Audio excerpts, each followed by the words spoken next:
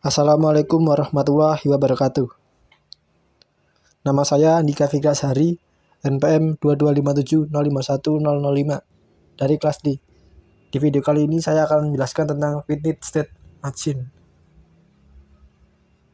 Finite state machine juga dikenal sebagai otomata, adalah model matematis yang digunakan untuk merepresentasikan sistem yang memiliki sejumlah keadaan state terbatas serta dapat beralih antara keadaan-keadaan tersebut berdasarkan rangkaian input yang diterima. FSM memiliki beberapa komponen, yaitu keadaan, transisi, input, dan output atau finite state automata. Finite state automata adalah suatu model matematika dari suatu sistem yang menerima input dan menghasilkan output, lalu memiliki state yang banyaknya berhingga dan dapat berpindah dari suatu state ke state lain berdasarkan suatu input. Lalu perubahan state ini dinyatakan dengan fungsi transisi.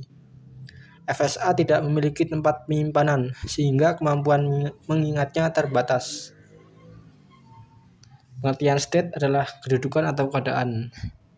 Contohnya lampu, gear sepeda motor, permainan tic-tac-toe, catur, dan sebagainya. Secara formal FSA dinyatakan dengan 5 tuple, di mana Q adalah himpunan state atau kedudukan, lalu simbol sum adalah abjad atau simbol input atau masukan, lalu alpha adalah fungsi transisi, lalu S adalah state awal, kedudukan awal, lalu F adalah himpunan state akhir. Contohnya seperti vending machine atau dan pengecek parity ganjil. Contohnya di sini ada lingkaran menyatakan state atau kedudukan. Lingkaran ini dan lingkaran ada dua lingkaran, ada dua state. Lalu label pada lingkaran adalah nama state tersebut. Nama state ini adalah genap. Nama state yang kedua adalah ganjil. Lalu busur menyatakan transisi, yaitu perpindahan kedudukan atau state. Busur ada banyak busur di sini. Lalu lingkaran didahului sebuah busur tanpa label menyatakan state awal. Ini merupakan state awal. Lalu lingkaran ganda menyatakan state akhir atau final. Di sini ada dua lingkaran, merupakan state akhir. Seterusnya, ini merupakan contoh FSA. Di sini memiliki dua state, lalu memiliki inputan 0, 0 dan 1. Lalu nama state awalnya adalah even atau genap, state akhirnya ODD atau ganjil. Memiliki beberapa fungsi transisi. Yang pertama, even, 0 sama dengan even. Even dimasukkan 0, angka 0, dan kembali ke even. Jadi kembali lagi ke state awal. Lalu diberi inputan kembali even, 1 sama dengan odd. Dimulai dari even, diberi inputan 1, ke odd, jadi berakhir di state akhir. Lalu odd, 0 sama dengan odd, jadi kembali. Diberi inputan 0, kembali ke inputan awal, ke state odd. Lalu odd, 1 sama dengan even. Odd diberikan inputan 1, kembali ke even.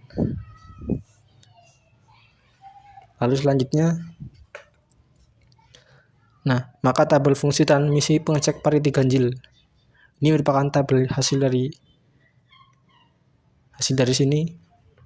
Karena mesin di atas merupakan pencet parity ganjil, maka himpunan state akhir yang menyatakan input diterima oleh mesin adalah odd.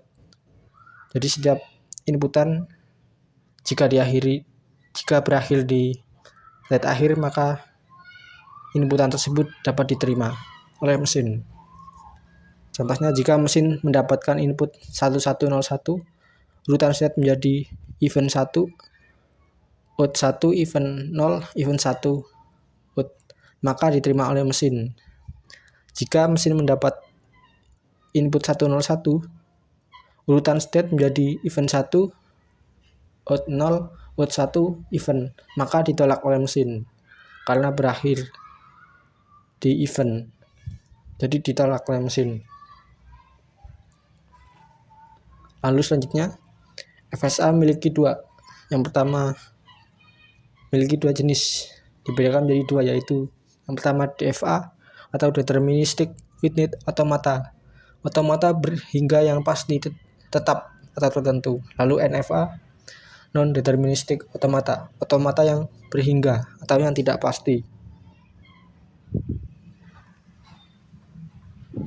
Nah, Deterministic Finite Automata atau DFA. Dari suatu state ada tepat satu state berikutnya untuk setiap masukan yang terima. Ini contohnya. Alpha Q kali inputan sama dengan Q.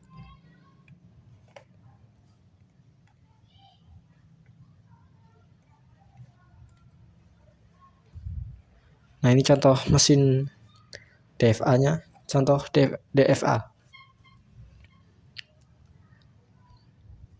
Di sini ada 3 state, Q0, Q1, Q2,